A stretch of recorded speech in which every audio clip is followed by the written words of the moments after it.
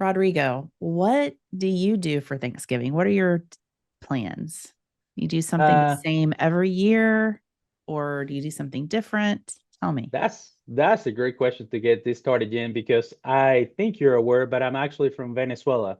So in Yes, Venezuela, we do not celebrate Thanksgiving, at least not the same way that you guys do here right. at the end of each November. So that was one of those cultural shocks when I first came in here, but my wife has done an amazing job at making sure that we do. We have a dinner every time, and I'm not much of a turkey guy, but she makes this amazing ham for Thanksgiving and it's so Okay. so good. So it depends. We have our my sister-in-law moved here to Texas now. She used to live in Florida, so it's either at her Nice. house or my house. But we do have a Thanksgiving dinner. This year is gonna be at my house, and we're gonna have the turkey and my wife ham, which is what I'm expecting every single year for Yeah. Thanksgiving. Okay. So if the ham doesn't show up, it's a problem. Oh, big Is your time. wife from the States? No, so my whole family is actually from Venezuela. Me, Okay. my wife, and then my kids were all born in Venezuela too. And then we finally moved back to the United States in 2017. Wow. I didn't realize that. I mean, I Yeah. knew you were from Venezuela, but I didn't know that it was so recent that you moved here permanently.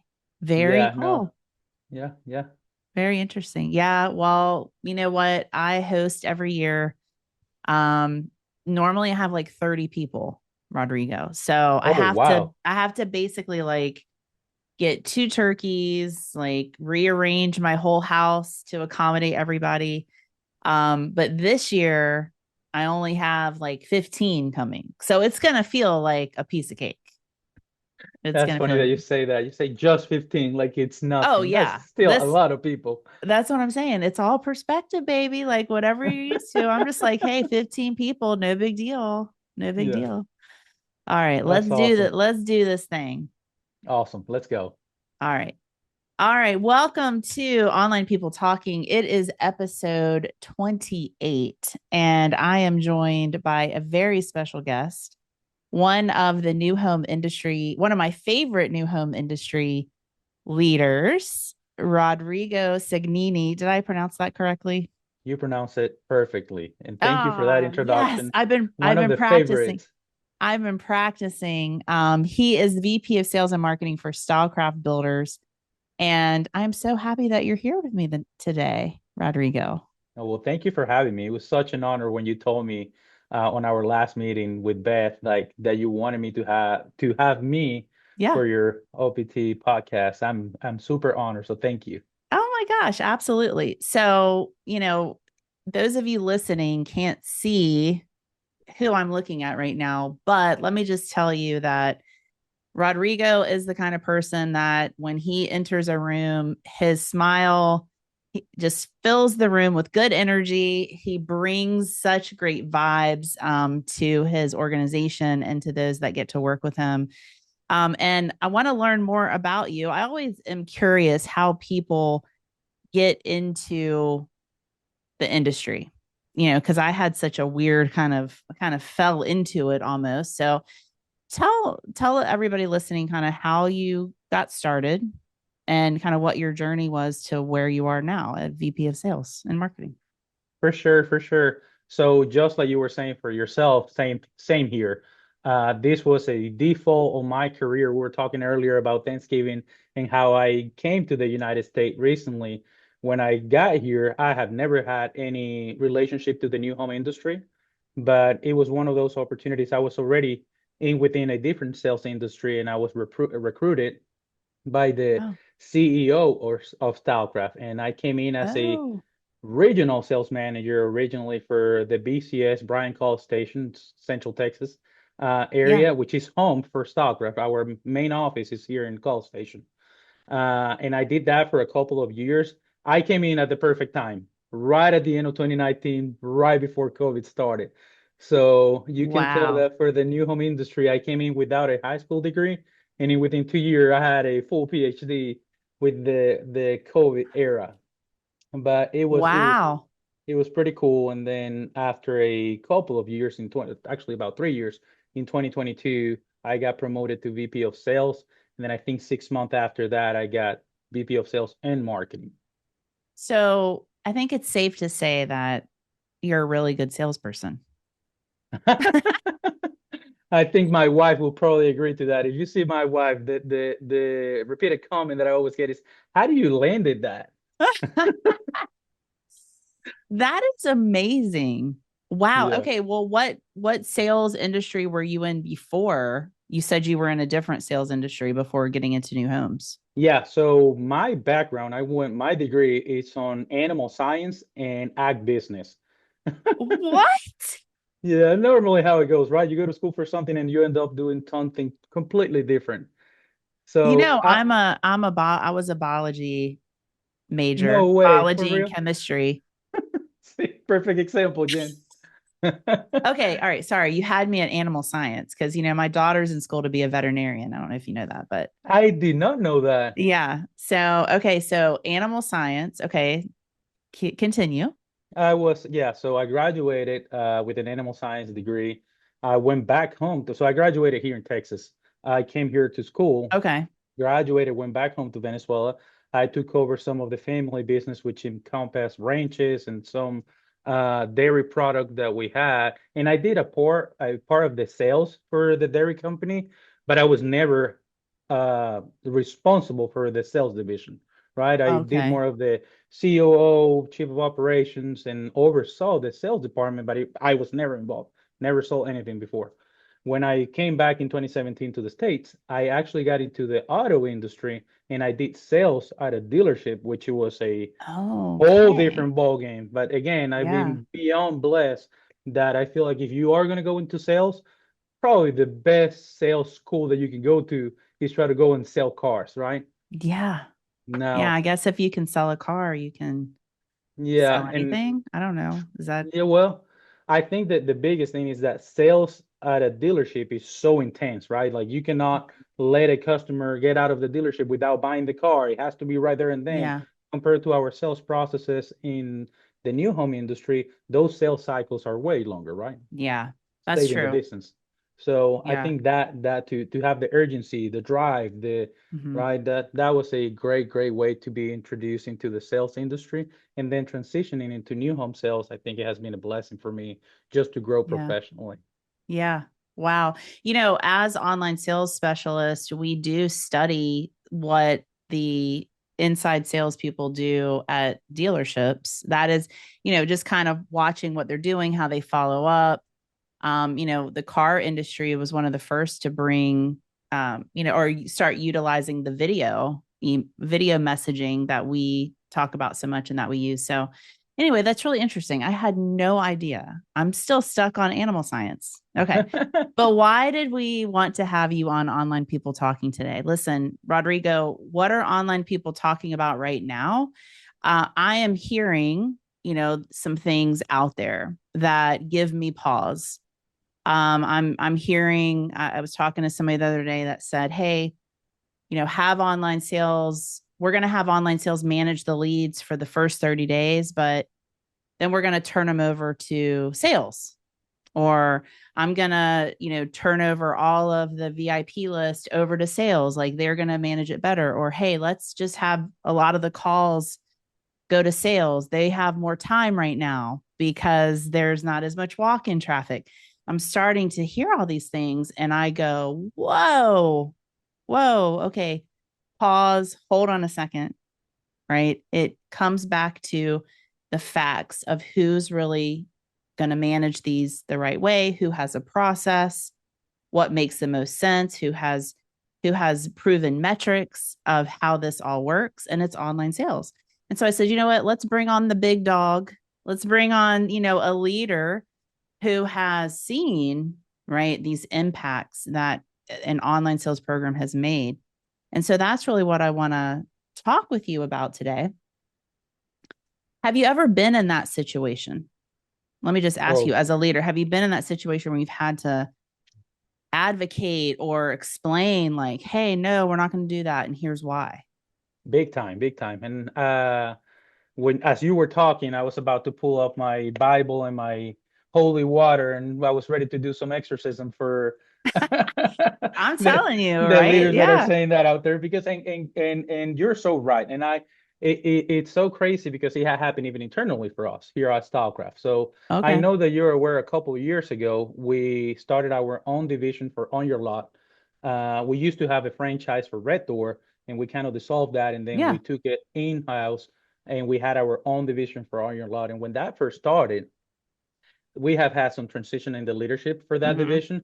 Some of the leaders had strong belief that we had a different in opinion, as you probably Yeah. know, on how to run the online sales team and how to more than how to run the online sales team, how to run the online leads, right? And Mm. there was a lot about that.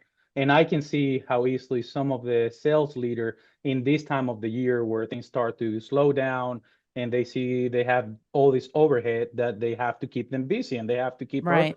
prospecting that they might think that it is a good idea to Hmm. transition those online leads into their own site. But in all Yeah. reality, just like you were saying, and that was a big fight that I had personally when the On Your Lot division got started, and the leader at the time was a little more he had stronger feelings about, hey, I want my own site to be responsible. I want to see what's happening. I Yeah. want all the leads to come directly to us.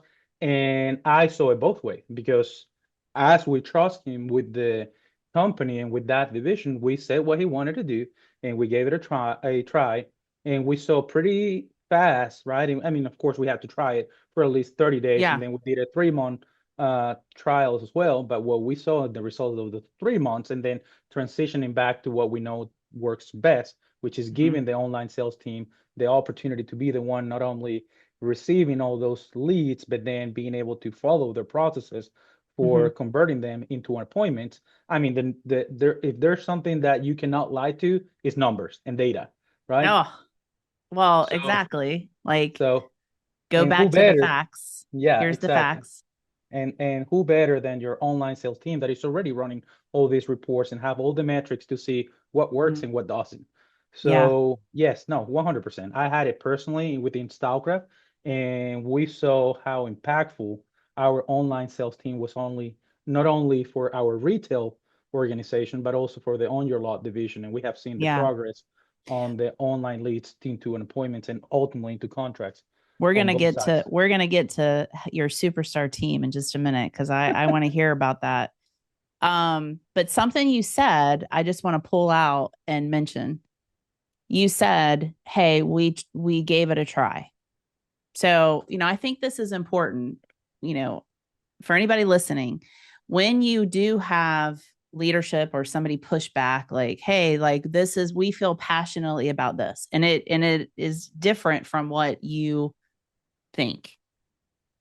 Try it for 30 days. Like I feel confident in online sales ability that I'm always like, hey, if you want to take the calls, take them for 30 days and track it. Let's put it through call rail. Let's see what the answer rates are. Let's listen to the phone conversations. You want to manage the leads? Sure, let's track it. And the results will always be better with online sales managing everything. And so I think that's important that you said that. Like, hey, yeah, we'll try it for 30 days and then let's revisit. Let's look at the results and then we'll revisit. And you saw, right, after 30 days, like, hey, this wasn't working. Now let's do it our way or let's try it this way. Let's do something different. So I think that's really important. For So sure. tell me about your team. You tell me, kind of how your team is made up, and talk a little bit about how they're superstars. And oh, fun fact, they were actually back in 20, I think it was 2019. So that's been what, 5 years ago? 5 years ago, 2019. Lacey and Tanner were the very first guest on Online People Talking Live on What? Facebook. They were Really? they were my very first because I used to do this on Facebook Live. It wasn't a podcast. Like before it was a podcast, it was a Facebook thing. Yeah. And they were my like first guest. So opt OGs. Fun That is awesome. I did not know that. That is fact. so. So cool. I'm gonna go back to them. Lacey, of course, know that I'm doing the podcast today, Yeah. but I haven't talked to Tanner, so I'm gonna tell him, guess what? I joined your Yes. exclusive He- circle of people He'll that be, have yeah, he'll be attended. like, oh, been there, done that. That's awesome. But yeah, Yeah. tell everybody like how your team is structured and a little bit about how, you've seen like that growth over time and how they've impacted Stylecraft. Oh, for sure. Well, my team consists of three people on my online sales team, right? We Okay. have two online sales specialists, which is Addie Perkins and Tanner Brewster. Hmm. And now we have a online sales manager, which is Lacey Warburton. We Yeah. used to only have two online sales Yeah. specialists. And then at right on 2022, at the time of COVID, we introduced Addie to the team. Best decision ever. And then in 2023, we actually decided to promote Lacey and Hmm. have an actual online sales manager. So we divorced the OSS team from the marketing team, and we actually gave Lacey a seat at the table with the sales department. So she reported directly to me, and I mean Hmm. the transformation and the result has been outstanding since we did Can that. Before you get into their results, can I just ask you what was the reason, or what was there something that happened, or like what did you see was the reason to move Lacey into a management position? There were a few things that made us make that decision, but I think one of the biggest reasons, to be completely Yeah. candid and honest with you, was to give the online sales team a voice in the table, right? It's really hard to have and you can have all the reports, and she can send me all the metrics and all the data on a weekly basis, on a monthly basis, but it's never the same when that person is only getting the cascade message, or I'm getting the cascaded message through middle management of how they're doing, what they're seeing, what the trends are, against now having an Mm. online sales manager that is sitting at the table with all the sales manager, Yeah. right, including the marketing director. And now she has a voice of like, hey, this is what we're seeing. This is what now they have a scorecard in within our meeting that she can Hmm. report on, and we can start seeing those patterns and those trends at an early stage, Yeah. right?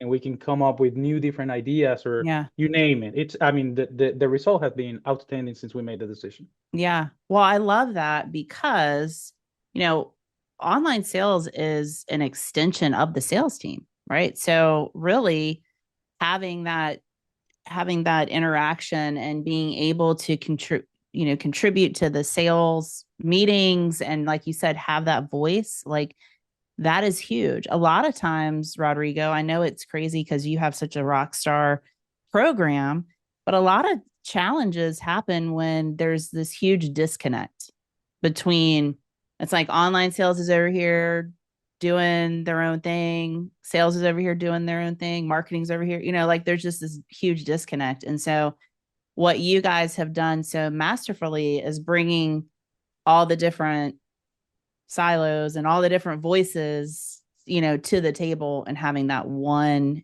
cohesive program. And you've seen the results because of that decision, right? 100%. And I think it's really hard. This is where this kind of avenues like your podcast can be extremely beneficial for people that Mm-hmm. don't have that, right? For me, super easy to say, do it. Anyone that is out there, either other sales leaders or online sales specialists that are trying to promote themselves within their organizations, it's really hard if you haven't seen it, right? So it's like trying to sell a house that is just a slab compared to trying to sell a house that is fully completed and you can showcase all the different features that the house has on it. For me, it was an easy decision because I have an amazing OSS team that have had outstanding results throughout the whole last 10, actually almost 20 years now, Wow. right? Okay. So where, what's the thing like? How's it go? How it started and how it's going? So Yeah. how did it start and then how is it going?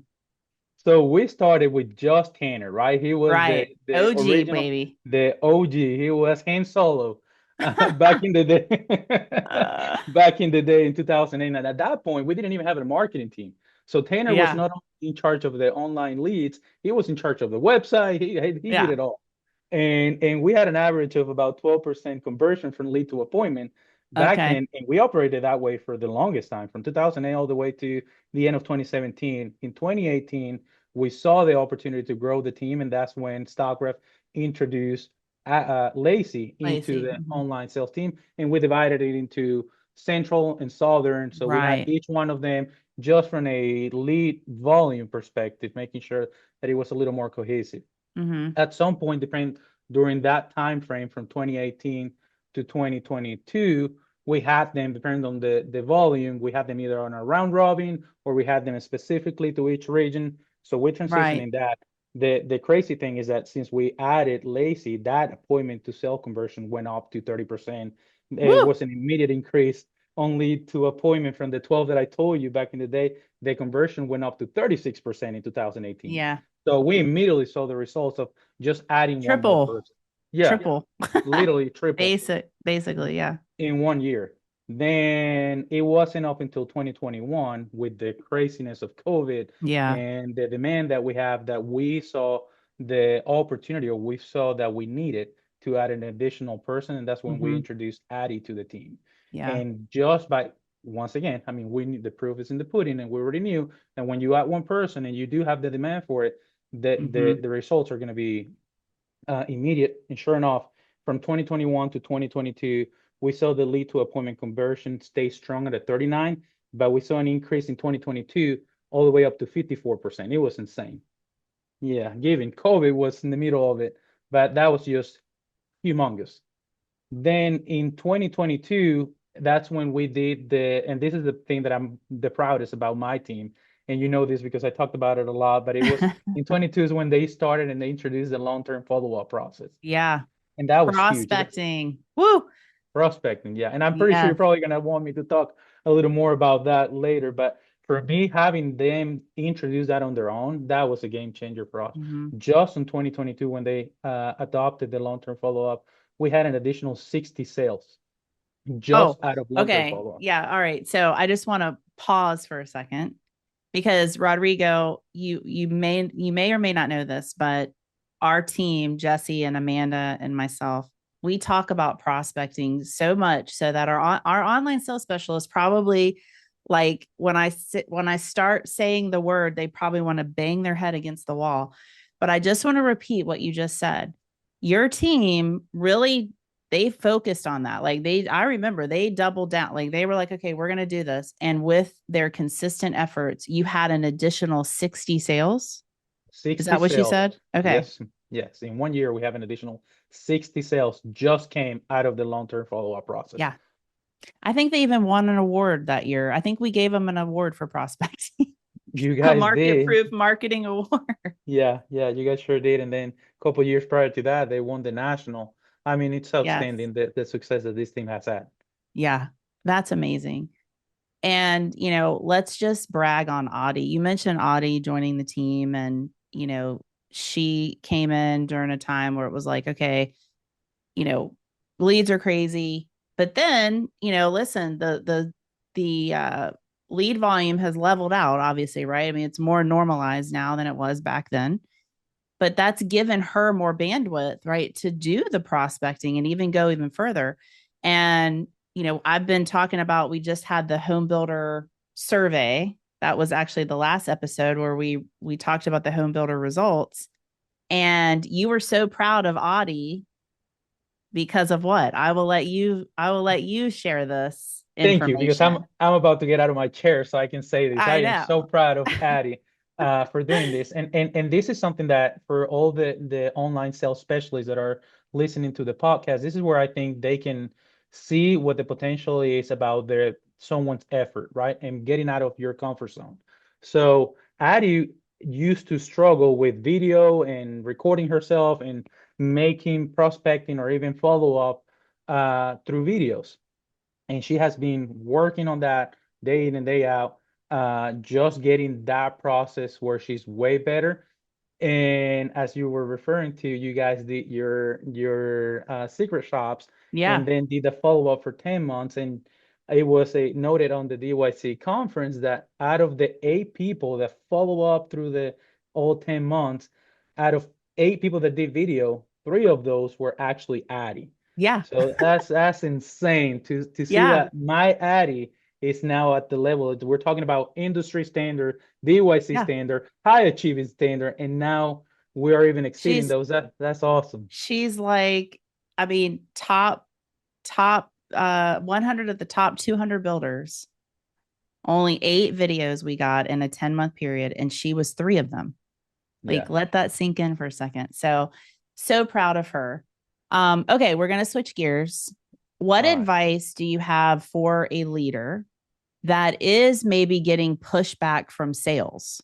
Okay, sales is coming to the sales leader like, hey, I could do a better job. Give me the leads. I want the calls. What would you tell a sales leader that is experiencing that?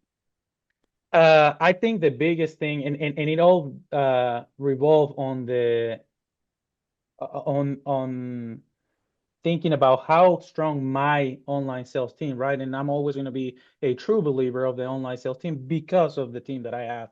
Yeah. But it happens to me pretty regularly where I have sales team that are struggling and they, as you know, in sales, and I have a sales brain, so I am guilty at times where I need more leads. It's all because I need more Right. leads. Give me the Give them to me. leads. Give me the leads. I don't have enough Yeah. leads, and that's why we're not converting, Yeah. right? And when we know that we have enough pool of people already on the pipeline. It's just that we're not working them. I think what I will always tell a sales leader to try to avoid making the same mistakes that I have in the past, and we talked about this when we were talking about the on your lot division, is that you have to trust your processes and you have to trust how important your online sales program is, right? Not Mm-hmm. only from the sense of all the different resources that they have, call rail, all the different follow-up processes that they have, but how they are structured to follow those against a on-site that might say that they need all the leads, right? But what I have seen again and again and again, when we do give them the opportunity, then we say, you know what? Sure, let's do a trial for 30 days, have Mm-hmm. them all. And they might go all in for the first week and they might grab the phone and call 20 people or however many, but it's the consistency, the key, I think, to the success of my online sales program is the consistency on their follow-up process, right? Yeah. And what I think majority of the sales leader or the sales or the people within the industry where they fail short is that they do that front end call, but then on their follow-up is where they fail. And Mm-hmm. I think nobody can do that better than a well-structured online sales Yeah. team. So I love what you're saying. I think just to pull out a couple things, yeah, the process. Show like look at the online sales process. Like online, my advice to online salespeople in regard to this is show your process. If you show sales leadership, if they understand the process, like I'm following up 9 times in 30 days. Like here's my follow-up. It's a mix of phone, video, email, texting. This is what I'm doing. It's pretty clear. Like most salespeople, I can remember when I was back in the seat, and I would say to my salesperson, like, okay, well, this is my follow up. This is how many times. Do you want to try this? Do you want to do it? And they'd be like, heck no, I'm not following up that many times, That's such a right? good point, Jen. Yeah, no, I agree 100%. And I think one thing that I will emphasize even more on what you just said is that sometimes sales leaders are not aware of that. And what I mean Right. by that is that when push comes to shove, right? You're getting pressure from either your executive team or if it's a public Yeah. traded company from your shareholders or the board about you have to meet these quotas. And all the sales leader are thinking is I need more leads so I can convert them. Right. They're not thinking the whole thing through. So it is a great advice to always have your online sales specialist, or if they have the online sales manager like I have Manager. the Right. benefit of having, to make sure that they are showing that to the sales leader. Yes. Hey, let me just show you what we do. Let me show you the amount Mm-hmm. of calls that we have, the processes, and how we have this structure. Even go as far as showing them the recordings of their calls. Call. Because I Yeah. bet you the quality of a call from an online sales specialist compared to an on-site is never going to be the same. Hey, by the way, I'm a VP of sales, so I'm all about my sales team Mm-hmm. and my on-site team. And I know how important it is to have a strong on-site team, Mm-hmm. but I am a big believer that nobody can do what the online sales people do better than them. They have a well put together process. And again, and allow me to say this, that is also because we have a great third party coach that is having Oh, that stop. impact on my team. Stop. Oh no, no, no. Listen, it's they're doing the work. They are doing the work. And again, those of you listening, this is so important. Don't online sales, I'm speaking to you. Don't sit behind your computer like I'm doing everything I'm supposed to be doing. Show and tell. When you have an opportunity, teach, show, share what you're doing. If you haven't ever done this job, then you have no idea all of the things. You have no idea, right? So you have to teach, you have to share with leadership. Okay, this might be a hard question for you, but I'm going to ask it anyway. Because when you came into working with Stylecraft, they already had an existing online sales program. But if there is a leader listening that doesn't have a program or that is just starting a program from scratch and they have to shift company culture because it is a culture shift. It's like we're taking the leads from you salespeople and somebody else is going to be managing them. Somebody else is going to be setting appointments for you. Somebody else needs to see your calendar. That is a culture shift. What advice do you have to someone, leader, online sales, whatever, that is starting this program and from scratch? Wow, that is such a great question. And as you were putting it all together, I was taking myself back to a few years ago or 5 years ago, or even back when I was at the car industry, because the biggest thing is that it's I think common within all sales industry that you have that friction, right, between marketing and sales, and you have Yeah. that friction between online Mm-hmm. and on-site sales. And I think what have resulted the best for us as Stylecraft is having the same common vision and understanding Mm. that, hey, we all want to go this way. We need to make sure that we have a structure, right? Same Yeah. culture, all going toward the same goal of all working together. And that's easier said than done. Mm-hmm. When you're first starting, you have to make sure, and again, it all depends on how you do it. Because if Yeah. you're just going to put someone from your on-site team, now switching them to online sales, and you're not giving them any resources or tools, then it's going to be extremely hard for that person to try to figure it out. The one thing when you're starting something new is that you want to make sure that you have a person that have done it and is good at it. In this case, I will always advise get with Jen Barkan and DYC and make sure Rodrigo. ain't nobody better for that. Well, But thank you. But as yeah. yeah, no, as I was saying, I think that the most important part is for those sales leader to understand that it is going to be a transition, but you Yeah. have to trust Yeah. the system, right? You have to make sure that you put the process in place and that you have to be communicating effectively. So the on-site, Yeah. it's not feeling that tension of like, I'm not getting any leads now. I'm only having the organic traffic of the walk-ins. Well, it's because everything is being handled in a different way, and then make sure that they are communicating. I think where we have struggled in the past and is whenever there was that disconnect between our online sales specialist and our on-site sales executive.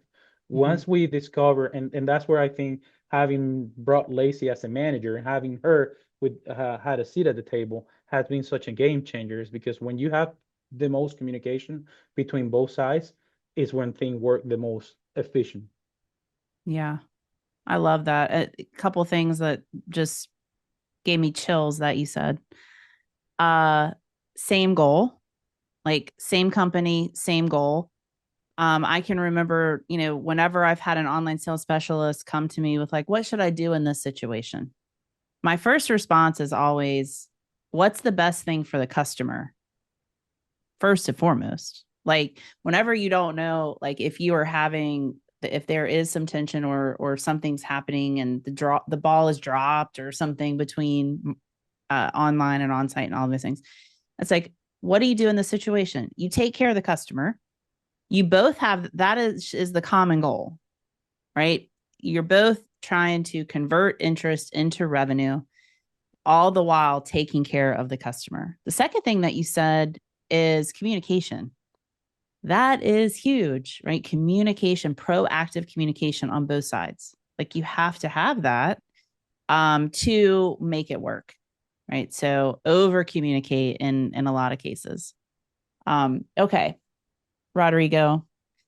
Um, any other, as we kind of wrap up, any other final words you would like the listeners to know from your, because you're the big dog at, you're an industry leader, you're out there on the front lines, managing sales, marketing, all the things. Anything anybody should know? I think you have done a really good job with the question that you have asked me to kind of put my all my thoughts out there. If there's one thing, and I'm going to address it in two different ways. I'm going to address it for the online sales specialists that are Okay. hearing the podcast, and then I'll talk to the sales leader Okay. separately. For the online sales specialist, I think the biggest piece of advice that I can give them, and it's because I've seen it on the success of my team, and particularly thinking about Addy, is that you have to always think out of the box, right? Mm-hmm. There's different things that you can always do to grow yourself. You always have to be looking for ways to get yourself out of your comfort zone and continue to grow. Again, that's easier said than done, but Yeah. it is so amazing and it happens so fast, right? Is that Mm-hmm. compound interest results when you see Yeah. Addie trying those videos once and again and again. And the first Yeah. one, I'm pretty sure weren't that good, but she did it so much that now she's getting national recognition. Yeah. Addie is amazing, but she's not superhuman. She's a Yeah. normal person, but she was willing to put in the work, do things differently. She knew exactly. I mean, you guys, I'm pretty sure either in this podcast, Jen, or when you have in your coaching sessions, you keep on talking about prospecting. So Mm-hmm. everyone knows what to do. It's just Yeah. a matter of doing it, Mm-hmm. right? And when you do it consistently, the results are extraordinary. Proof in the pudding, Addy, and how much he has been recognized Yeah. here recently, even at a national level.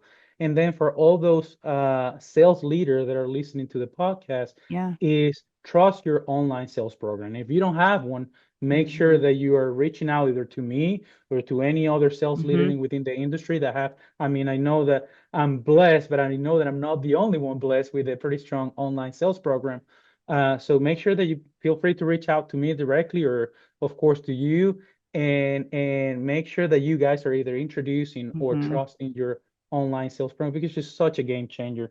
The one last thing that I wanted to kind of give you as far as data for 2024, we're tracking to break all the records as far as the online sales team, and we're probably going to have an overall contribution of 70% of overall sales. That's insane. What?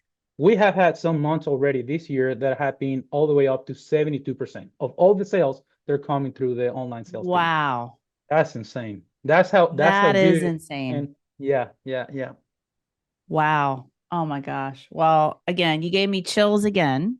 I've had chills like four times since we've been talking about this. It started with animal science and now we're at 70 plus percent online sales contribution. And Rodrigo, I don't know if you know, but the industry average right now is 52. So 70 is way above average. That's amazing. Okay, It is. last question for you. Okay. And then I'm going to do a skills check, which you're welcome to stay on for that if you want. But if you have to boogie, I understand. You're very busy. Yeah. Last question for you, Rodrigo. Your first online people talking appearance. Are you down with OPT? Oh my God, Jen, I'm so sorry. I forgot. Again, I'm from Venezuela, so I forgot the song lyric. What is it that you have to say? Please help me. Yeah, you know me. Yeah, you know me. Halfway through I was like, I know they should do something on the podcast, and I was trying to remember the words. That's perfect. Thank you so much for joining us. No, thank you so much, Jen, for having me. This was a great experience, and I hope that we make an impact out there for all the online salespeople hearing this. Ah, mwah, chef's kiss. All right, friend. Thank you. Bye. Bye. All right, it's time for skills check. You better check yourself before you wreck yourself. One thing to focus on right now. So, take a deeper dive into your leads for the month. I want you to not just look, we talk a lot about knowing your numbers, but I want you to not just look at your numbers. I want you to actually pull out and do a lead audit. This month, for example, we had 100 leads. of those 100 leads, this many were non-responsive and this many were responsive. That tells a different story. If you are seeing a dip in lead to appointment, you need to go research that. If you have 70% non-responsive leads, dive deep into that and go, okay, why are they not responding? What is the lead source? Do I need to change my messaging to make sense for the type of lead that's coming in? That will get you a better engagement.